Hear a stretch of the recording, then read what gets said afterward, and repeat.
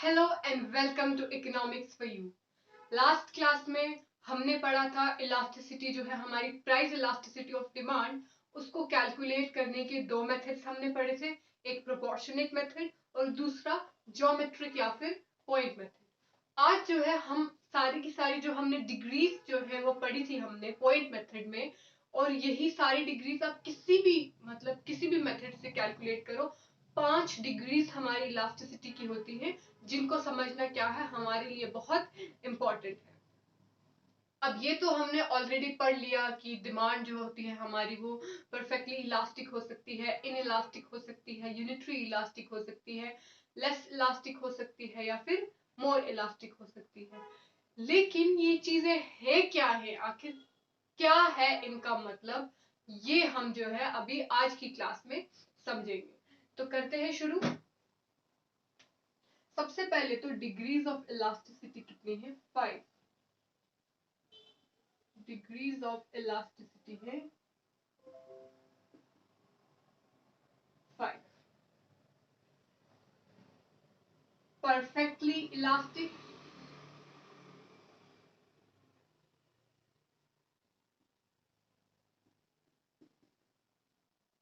ठीक है, जहां पे होता है elasticity of demand is equal to infinity, right. उसके बाद है परफेक्टली इनइलास्टिक, यहां पे हमारी इलास्टिसिटी ऑफ डिमांड होती है 0। यूनिटरी इलास्टिक,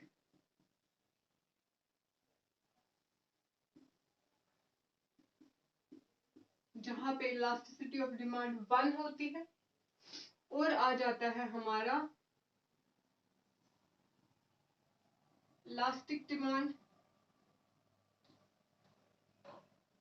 या फिर हम कह लेंगे मोर इलास्टिक डिमांड, जो होती है elasticity of demand is greater than 1।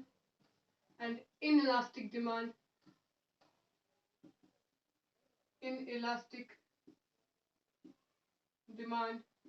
या फिर लेस इलास्टिक डिमांड जो है हमारी, that is ED is less than 1। ये 5 क्या है हमारी डिग्रीज। अब इन 5 डिग्रीज में जो है किस तरह से जो हमारी क्वांटिटी डिमांडेड है वो चेंज होती है, क्या क्या रिस्पॉन्स आते हैं, उसको हमें अच्छे से समझना है। तो सबसे पहले है परफेक्टली इलास्टिक। तो बेसिकली परफेक्टली इलास्टिक में क्या होता है, सिंस यहाँ पे क्या है हमारी इलास्टिसिटी ऑफ डिमांड क्या है, इंफिनिटी है। तो कहने का ये मतलब है जब हमारी डिमांड जो है परफेक्टली इलास्टिक होगी, जो कि कहाँ होता है, परफेक्ट कंपटीशन में होता है, तो वहां पे क्या होता है, थोड़ा सा भी अगर प्राइस चेंज होगा तो हमारी जो क्वांटिटी डिमांडेड है वो फॉल कर जाएगी 0 पे। अच्छा, परफेक्ट कंपटीशन में ऐसा क्यों होता है कि परफेक्ट कंपटीशन जो है एक मार्केट, ऐसी मार्केट होती है जहां पे हम ये एज्यूम करते हैं कि वहां पे बहुत सारे large number of buyers and large number of sellers होते हैं जो सेम कमोडिटी सेल करते हैं। हम इसकी एग्जांपल ले लेते हैं हमारी वेजिटेबल मार्केट से। हमारी एक सब्जी मंडी है जहां पे सिर्फ अभी हम समझने के लिए सिर्फ क्या लेते हैं, एक कमोडिटी लेते हैं, मान लो टमाटर ले रहे हैं। तो अलग अलग सेलर क्या कर रहे हैं, टमाटर बेच रहे हैं। तो यहाँ पे क्या होगा, सिंस एक ही जगह है, यहाँ पे कोई एक्स्ट्रा चार्जेस नहीं है, कुछ ऐसा नहीं है कि किसी की क्वालिटी बेटर है या किसी की लेस बेटर है, सबके पास सेम प्रोडक्ट्स है, सब लोग सेम चीज बेच रहे हैं। तो यहाँ पे हमारे क्या होंगे, प्राइसेस जो है वो सबके क्या होंगे, सेम होंगे, है ना। तो क्वांटिटी डिमांडेड, अब कुछ लोग हैं वो सेम प्राइस पे, कुछ लोग 10 यूनिट लेकर जा रहे हैं, कुछ 20 लेके जा रहे हैं, कुछ 30 लेके जा रहे हैं। अब मान लो एक सेलर है, उसने प्राइस अपना जो है 10 रुपीज पर केजी टोमेटो से उसने 15 कर लिया। अब सिंस बाकी जो लोग वहां पे सेल कर रहे हैं वो 10 रुपीज पे ही सेल कर रहे हैं, तो जब ये 10 से 15 हो जाएगा, since large number of buyer से और लार्ज नंबर ऑफ सेलर से, मतलब उस अकेले इंसान की कोई वुक्कत नहीं है, वो उस मार्केट में कुछ चेंज नहीं ला सकता, तो लोग उससे खरीदना बंद कर देंगे, क्योंकि उनको कम पैसों में वही सेम चीज सेम क्वालिटी में दूसरी जगह से मिल रही है, राइट। तो ये हमारा केस होता है परफेक्टली इलास्टिक डिमांड का, जहां पे हमारा जो डिमांड कर्व होता है वो इस तरीके से होता है, elasticity of demand is infinity. Horizontal होता है वो टू एक्स एक्सिस। अब देखो, मान लो हमने जैसे टोमेटो वाली एग्जांपल ली, इस प्राइस पे कुछ लोग जो है 20 जो है खरीदेंगे, 30 भी खरीदेंगे, 40 भी खरीदेंगे। लेकिन अगर ये प्राइस जो है इंक्रीज होता है तो हमारी क्वांटिटी डिमांडेड क्या हो जाएगी, 0 हो जाएगी। ये है हमारे परफेक्टली इलास्टिक का जो डिमांड का जो केस है, जहां पे हमारी जो डिमांड कर्व है वो क्या हो जाती है, हॉरिजॉन्टल हो जाती है टूवर्ड्स। इसलिए हम ये कह सकते हैं कि परफेक्टली इलास्टिक डिमांड में क्या होता है, any change in price will bring the quantity demanded to 0। अगर प्राइस में कोई भी चेंज होगा तो उसकी वजह से जो हमारी क्वांटिटी डिमांडेड है वो क्या हो जाएगी, 0 हो जाएगी। नेक्स्ट आता है हमारा perfectly inelastic demand. Perfectly inelastic demand जो है परफेक्टली इलास्टिक के एकदम ऑपोजिट है। यहाँ पे क्या होता है, जो हमारा डिमांड कर्व होता है वो vertical to the Y axis होता है। यहाँ पे इस तरीके से होता है हमारा ये डिमांड कर्व। यहाँ पे हम कहते हैं elasticity of demand is equal to 0। मतलब प्राइस जो है वो कितना भी चेंज हो जाए, कितना भी चेंज हो जाए, हमारी जो क्वांटिटी डिमांडेड है वो क्या रहेगी, सेम रहेगी। यहाँ पे प्राइस मान लो 5 है, क्वांटिटी डिमांडेड हमारी सेम रही, से एनी यूनिट्स 25 यूनिट्स। प्राइस 10 हो गया सेम, प्राइस 15 हो गया सेम, 20 हो गया सेम। इनइलास्टिक, जब परफेक्टली इनइलास्टिक डिमांड होती है तो प्राइस कुछ भी हो जाए, कितना भी चेंज हो जाए, डिमांड जो है वो क्या रहती है, सेम रहती है। अब लगता है कि ये क्या है कि बिल्कुल ही एक अजीब सा कॉन्सेप्ट है, ऐसा तो हो नहीं सकता, लेकिन ऐसा होता है, कहीं केसेस में होता है, नॉट कहीं बट ऐसा होता है, कुछ केसेस में ऐसा भी होता है। से in case of medicine, medicine आपको जितनी जरूरत है आप उतनी ही लोगे, और हर कोई मेडिसिन को कंज्यूम नहीं करेगा। जिसको मेडिसिन की जरूरत है वही मेडिसिन कंज्यूम करेगा। से एक पैरासिटामोल, आज अगर पैरासिटामोल का हमें जो एक उसका सैशेट है वो 25 रुपीज में मिल रहा है, सिंस अगर किसी को फीवर है या फिर कोई उसे पेन किलर की तरह ले रहा है तो वो 25 रुपीज में भी एक ही लेके आएगा क्योंकि उसको अभी जरूरत है। अब मान लो अगर उसका प्राइस क्या हो जाता है, 50 हो जाता है, तब भी जरूरत है किसी को तो वो लेगा ही लेगा, क्योंकि उसके लिए वो क्या है, बहुत जरूरी है, लाइफ सेविंग ड्रग्स हैं जैसे हमारे। तो उनमें क्या होता है, प्राइस कुछ भी चेंज हो जाए, इलास्टिसिटी जो हमारी क्या रहती है, 0 रहती है, क्योंकि क्वांटिटी डिमांडेड वहां पे चेंज नहीं होती है। तो परफेक्टली इनइलास्टिक डिमांड के केस में क्या हो जाता है, परफेक्ट। तो जब किसी गुड के केस में हमारी जो क्वांटिटी डिमांडेड है वो परफेक्टली इनइलास्टिक है, तो उसका ये मतलब है कि प्राइस कितना भी चेंज हो जाए उसकी क्वांटिटी डिमांडेड जो है वो अनचेंज रहेगी, वो सेम रहेगी। नेक्स्ट आता है हमारा unitary elastic demand. Unitary elastic demand में क्या है, हमें पता है कि जितना प्राइस में चेंज होगा उतना ही क्वांटिटी डिमांडेड भी चेंज होगी। उसी वजह से हमने देखा था टोटल एक्सपेंडिचर मेथड में कि यहाँ पे क्या होता है, टोटल एक्सपेंडिचर जो होता है वो सेम रहता है। तो टोटल एक्सपेंडिचर कब सेम रहेगा, जब हमारा जितनी अमाउंट से प्राइस चेंज हो रहा है उसी हिसाब से हमारी क्वांटिटी डिमांडेड भी क्या हो रही है, चेंज हो रही है। से ये हमारा डिमांड कर्व है, दिस, ठीक है। एक प्राइस था हमारा ये सिर्फ 15 था, यहाँ पे कुछ भी ले लो, 20 ले लो, ठीक है। अब ये 15 से कितना हो गया, हमारा प्राइस चेंज होके 10 हो गया, ठीक है। तो यहाँ पे भी क्या है, इतना ही चेंज आया टू 25। कहने का मतलब ये है कि जब 15 से प्राइस 10 हुआ तो हमारी क्वांटिटी डिमांडेड भी जो है वो 20 से 25 हो गई।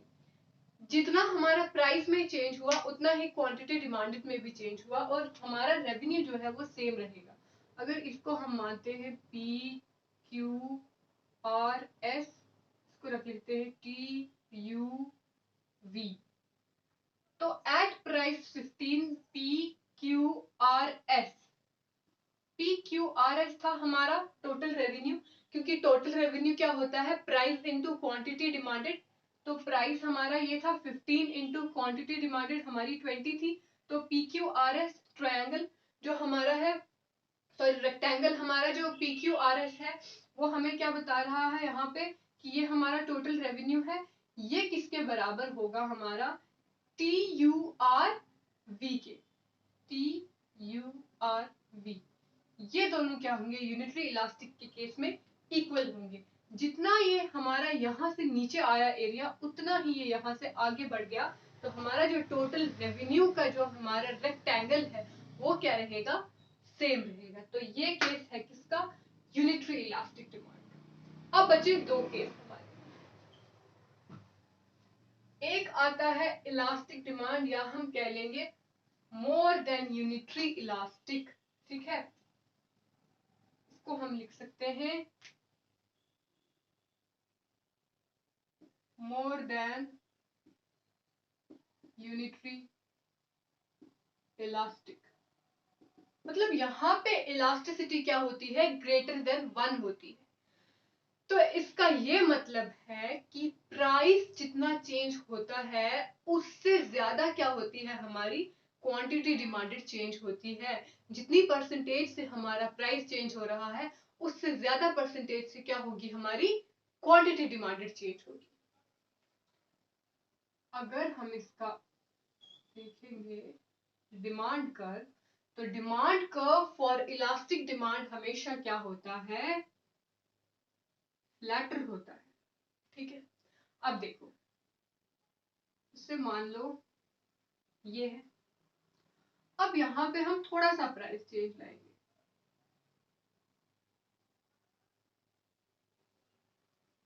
इतना सा प्राइस चेंज लाने की वजह से क्वांटिटी डिमांडेड कितना चेंज हो गया ना। ये पी P1 Q Q1 ये हमारा डिमांड कर्व आ गया।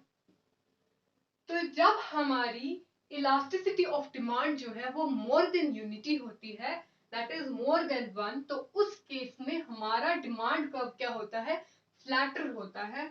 मतलब उसका जो स्लोप है वो, हमारा जो डिमांड कर्व होता है वो क्या होता है, हमारा जो डिमांड कर्व होता है वो क्या होता है फ्लैटर होता है, ठीक है। यहाँ से हमें ये एकदम क्लियरली दिख रहा है कि प्राइस में थोड़ा सा चेंज आने की वजह से क्वांटिटी डिमांडेड काफी चेंज हो रहा है। तो जब क्या होता है जो चेंज इन प्राइस है वो क्या होता है लेस होता है क्वांटिटी डिमांडेड से, या हम ये बोल सकते हैं कि with a smaller change in price there is a greater change in quantity demanded. तब क्या होता है हमारी जो डिमांड होती है मोर देन यूनिटी होती है और it is called as elastic demand. Elasticity of demand is greater than 1। Last case बचता है हमारा इन इलास्टिक डिमांड का।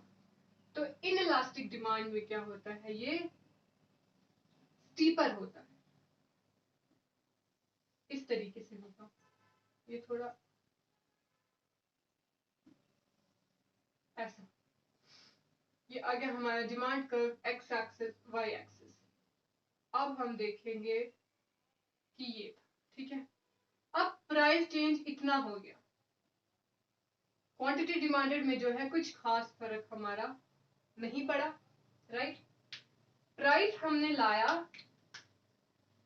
P था P1 कितना डिस्टेंस है, लेकिन हमारी क्वांटिटी चेंज जो कितनी सी हुई है इतनी सी हुई।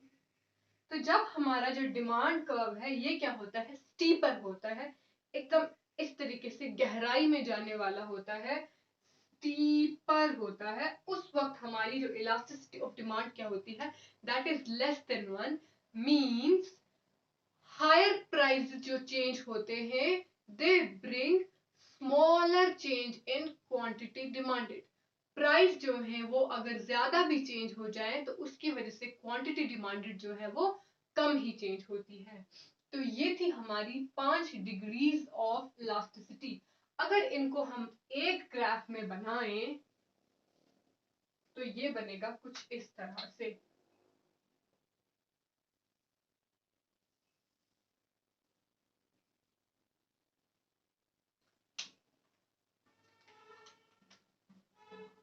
ये है हमारी इनइलास्टिक डिमांड, ये है हमारी इलास्टिक डिमांड, ये है हमारी यूनिटरी इलास्टिक डिमांड, ये है हमारी इनइलास्टिक, और ये है हमारी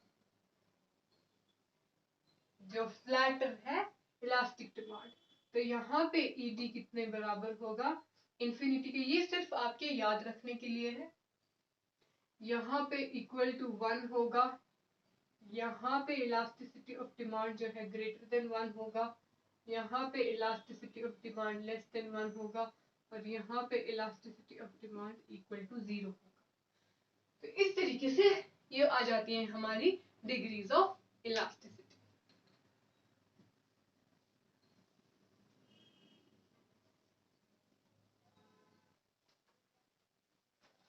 लास्ट टॉपिक जो हमारा इस यूनिट का है वो क्या है, factors determining the elasticity of demand. कौन कौन से वो फैक्टर्स होते हैं जो हमारी इलास्टिसिटी को क्या करते हैं, इफेक्ट करते हैं या डिटरमाइन करते हैं। तो factors determining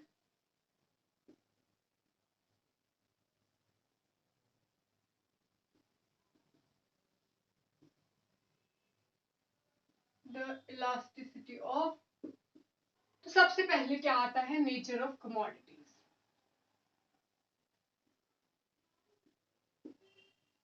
nature of commodity किस तरीके से हमारी इलास्टिसिटी को डिटरमाइन करती है। जैसे कि हमारी नेसेसिटीज होगी, जो हमारे नेसेसरी गुड्स हैं, जैसे ऑयल है हमारा, सॉल्ट है, या कुछ भी ऐसी चीजें जो हमारे लिए बहुत नेसेसरी है, वो हमें हर हाल में चाहिए है, हम हर हाल में उनको खरीदेंगे ही क्योंकि वो हमारे लिए बहुत जरूरी है।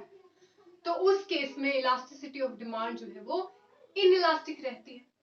वहीं पे जो कुछ ऐसे गुड्स हैं जो जस्ट एज लग्जरी यूज होते हैं, जैसे कि कुछ आगे आपके जो लवाइशिंग गारमेंट्स होते हैं, है ना, कुछ कुछ ब्रांड्स के गारमेंट्स, अगर उनका प्राइस एकदम से है बढ़ जाता है तो आप उनको खरीदना कम कर देंगे, राइट। उसी तरीके से आपका कॉस्टली फर्नीचर आ जाता है, एयर कंडीशनर्स आ गए, ये सब चीजें मतलब जिनकी कुछ खास जरूरत नहीं होती, बट हम अपने स्टेटस के हिसाब से हम उनको खरीदते हैं। अगर उनके प्राइस में जो है चेंज आता है काफी, तो उनकी डिमांड भी क्या होती है, इफेक्ट होती है, तो वो क्या हो जाएंगे, इलास्टिक गुड हो जाएंगे। उसी तरीके से जैसे जो गुड्स होते हैं जिनकी जॉइंट डिमांड होती है, जैसे कार और पेट्रोल है, तो पेट्रोल का प्राइस जो है वो राइज होने की वजह से कोई शक नहीं है कि उसकी डिमांड कम होगी थोड़ी, लेकिन उसकी डिमांड तब तक कम नहीं होगी जब तक कि जो कार्स है उनकी डिमांड में कमी ना हो, है ना। तो उस केस में भी क्या होगा कि यहाँ पे हमारी क्वांटिटी डिमांडेड जो है पेट्रोल का प्राइस चेंज होने की वजह से जो है वो इनइलास्टिक रहेगी, कुछ ज्यादा फर्क नहीं आएगा। हम परफेक्टली इनइलास्टिक नहीं बोल रहे हैं, याद रखिए, हम इनइलास्टिक बोल रहे हैं। परफेक्टली इलास्टिक में होता है जहां पे कोई चेंज नहीं आता, और हम यहाँ पे इलास्टिक और इन इलास्टिक की बात कर रहे हैं जहां पे थोड़ा चेंज आता है, ठीक है। नेक्स्ट आ जाएगा कौन सा हमारा, availability of substitutes. Availability of substitutes, अगर कोई कमोडिटी जो हम यूज कर रहे हैं तो उसके सब्स्टिट्यूट्स अगर हैं तो उसकी डिमांड क्या होगी, इलास्टिक होगी। और अगर उसके सब्स्टिट्यूट्स नहीं है तो उसकी डिमांड क्या होगी, इनइलास्टिक होगी। सब्स्टिट्यूट्स होने की वजह से डिमांड इलास्टिक क्यों होगी, क्योंकि अगर उसके सब्स्टिट्यूट्स है तो एक चीज का प्राइस अगर राइज हो जाएगा तो जो उसका सब्स्टिट्यूट है हम लोग वो खरीदने लग जाएंगे, तो प्राइस चेंज होने की वजह से क्वांटिटी डिमांडेड में काफी फर्क आ जाएगा। वहीं अगर किसी चीज का सब्स्टिट्यूट नहीं है तो प्राइस चेंज होने की वजह से हमें वो खरीदना ही है, तो हम तब भी खरीदेंगे उसको। क्वांटिटी डिमांडेड में चेंज आएगा मगर उतना नहीं आएगा, राइट। तो नेक्स्ट फैक्टर जो हमारा है वो क्या आ जाता है, अगर डिफरेंट यूजेस ऑफ कमोडिटी, अगर किसी कमोडिटी के जो है डिफरेंट यूजेस होते हैं तो उसकी डिमांड क्या होगी, इलास्टिक होगी।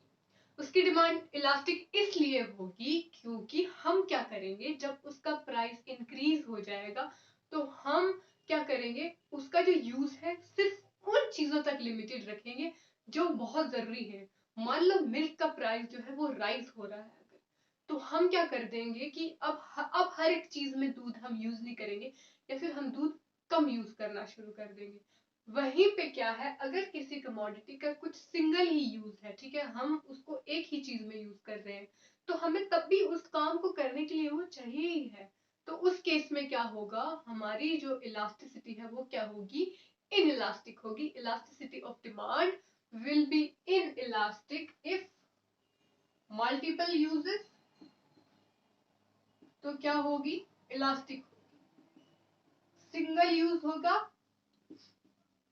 तो इन इलास्टिक होगी। सब्स्टिट्यूट्स अवेलेबल होंगे तो इलास्टिक होगी, नहीं अवेलेबल होंगे तो इन इलास्टिक होगी। ठीक है, उसी तरीके से और हमारा क्या आ सकता है, प्रोपोर्शन ऑफ इनकम स्पेंट, है ना,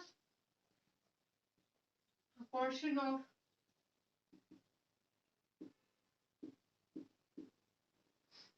इनकम स्पेंट।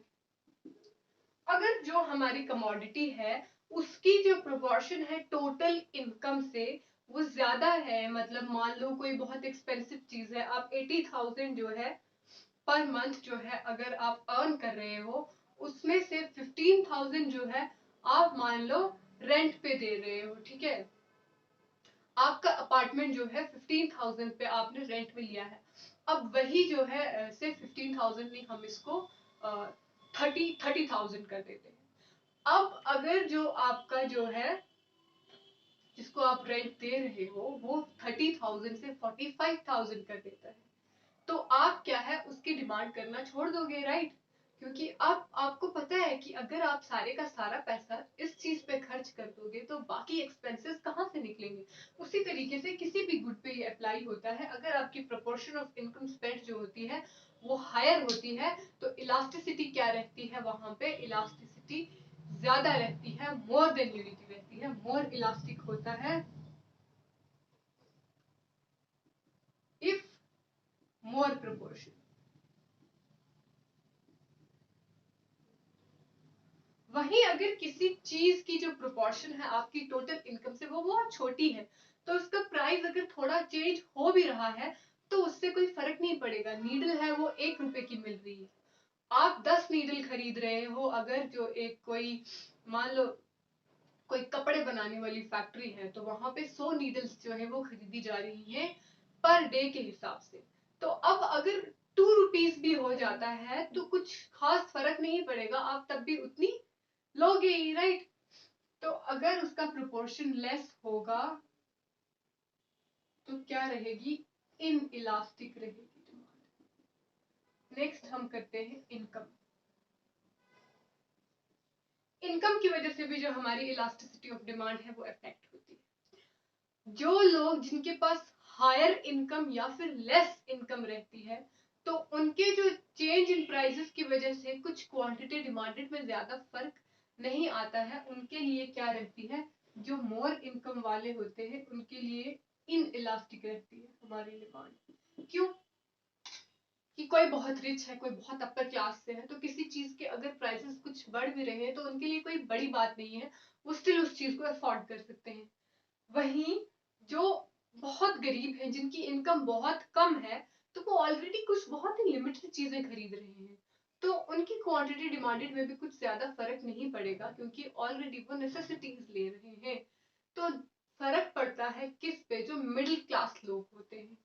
मिडिल क्लास लोगों में क्या होता है, जैसे ही किसी चीज का प्राइस जो चेंज होता है तो सिंस उनका जो बजट कंस्ट्रेंट होता है वो काफी रिजर्व होता है और काफी रिजिड होता है उनका बजट कंस्ट्रेंट।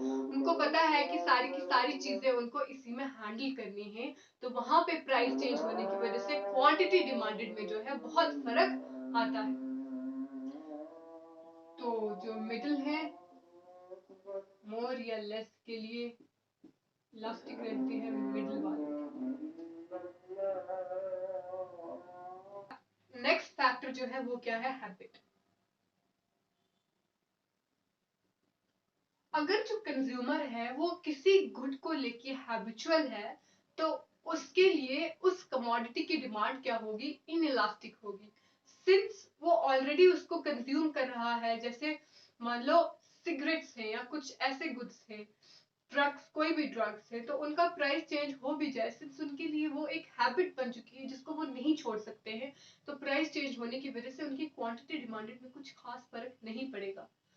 हालांकि यही रीजन होता है कि जो टैक्सेस होते हैं सिगरेट्स और इन सब चीजों पे, वो गवर्नमेंट जो है वो काफी हाई रखती है ताकि क्वांटिटी डिमांडेड जो इन पे क्या हो जाए, डिक्रीज होती जाए, लेकिन वो उतनी ज्यादा होती नहीं है क्योंकि जो हैबिट्स होती हैं अगर कंज्यूमर की, तो उस केस में क्या होता है कि हमारी जो इलास्टिसिटी ऑफ डिमांड है वो क्या रहती है, इनइलास्टिक रहती है। इन्हीं टैक्सेस की वजह से हम कहते हैं कि गवर्नमेंट इन सब चीजों की प्रोडक्शन रोक क्यों नहीं देती है, अगर गवर्नमेंट चाहती है कि लोग जो है नशा करना छोड़ दे।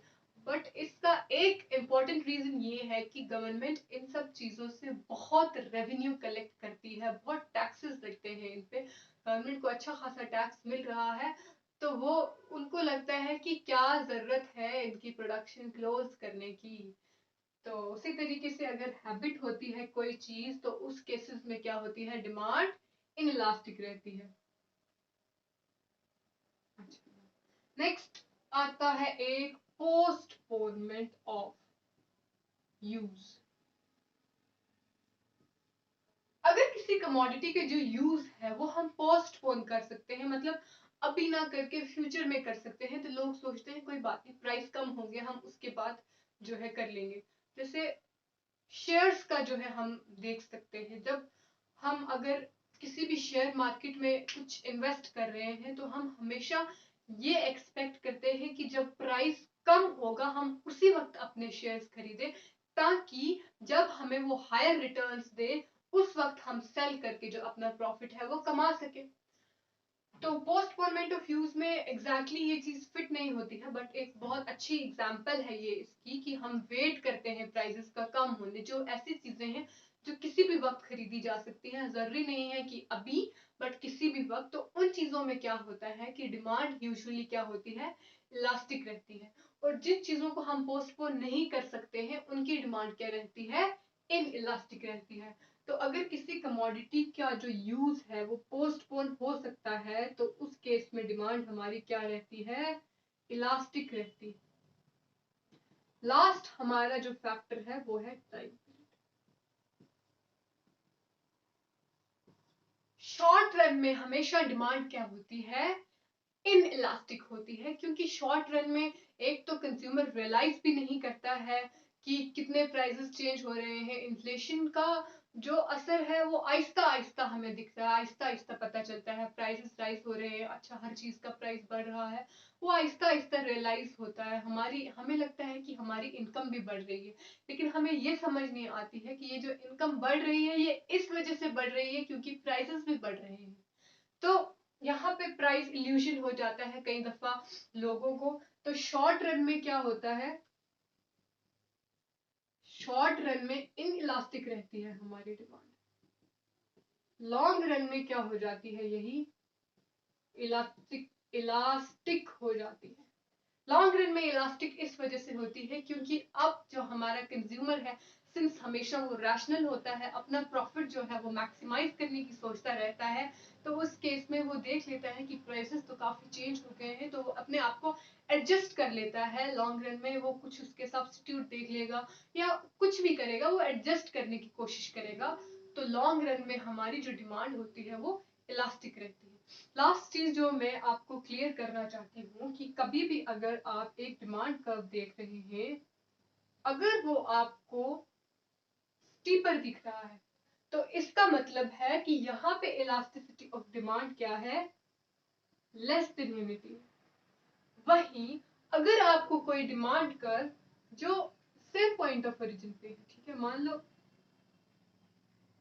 ये, और ये क्या है, फ्लैटर है, तो हमेशा जो फ्लैटर वाला होगा उसकी जो इलास्टिसिटी है वो मोर देन यूनिटी होगी, दैट इज वो मोर इलास्टिक होगा, और जो स्टीपर होगा उसकी क्या होगी, लेस देन इलास्टिक होगी। and sorry, it will be less than unity and this will be more than unity. I hope आपको आज का लेक्चर जो है उसमें हमने जो भी पढ़ा वो समझ आया होगा। इसी के साथ मिलते हैं नेक्स्ट क्लास में और आज का लेक्चर हम एंड करते हैं। Thank you.